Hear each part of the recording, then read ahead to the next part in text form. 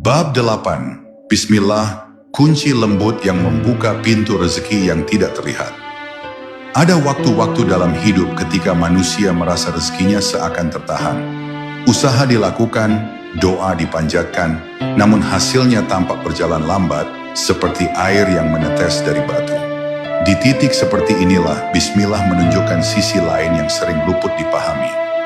Ia bukan sekadar doa sebelum bekerja, tetapi sebuah energi penyerahan yang membuka pintu-pintu rezeki dengan cara yang tidak selalu tampak oleh mata kasat.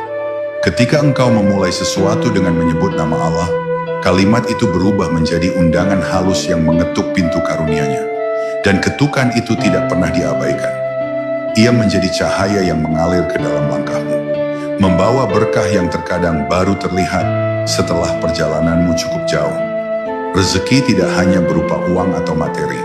Rezeki bisa berupa ketenangan yang menenangkan hati, ide yang muncul tiba-tiba, peluang yang datang dari arah tak terduga, atau bahkan dijauhkannya engkau dari keputusan yang salah.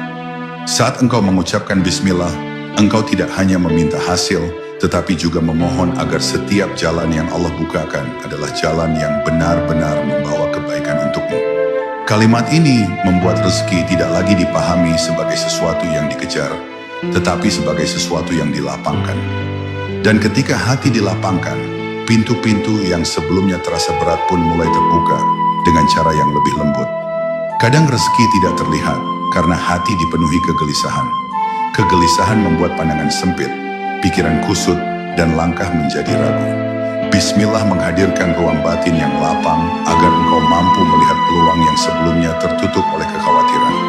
Kalam ini bekerja seperti angin yang menyibakkan tirai gelap dalam diri, hingga jalan keluar yang tersembunyi menjadi terlihat. Banyak orang yang merasa rezekinya seret bukan karena mereka kurang usaha, tetapi karena mereka terlalu dibebani oleh rasa takut gagal. Dengan Bismillah, rasa takut itu melemah, dan keberanian untuk melangkah kembali tumbuh. Ada kalanya Allah belum menurunkan rezeki bukan karena Ia menahannya, tetapi karena Ia sedang mempersiapkan wadah hatimu agar siap menerimanya. Bismillah membantu memperluas wadah itu. Ia mengajarkanmu adab dalam meminta, kesabaran dalam menunggu, dan rasa syukur dalam menerima. Dan ketika wadah hatimu telah cukup luas, rezeki yang datang tidak hanya menambah materi, tetapi juga meninggikan jiwamu. Engkau akan merasakan bahwa apapun yang Allah beri terasa cukup, dan apa yang ditundanya pun terasa bijaksana. Pada titik itulah engkau memahami bahwa rezeki sejati selalu datang tepat waktu yang telah dipilih oleh Allah, bukan oleh keinginanmu. Pada akhirnya, inti dari bab ini adalah kesadaran halus yang sering terabaikan.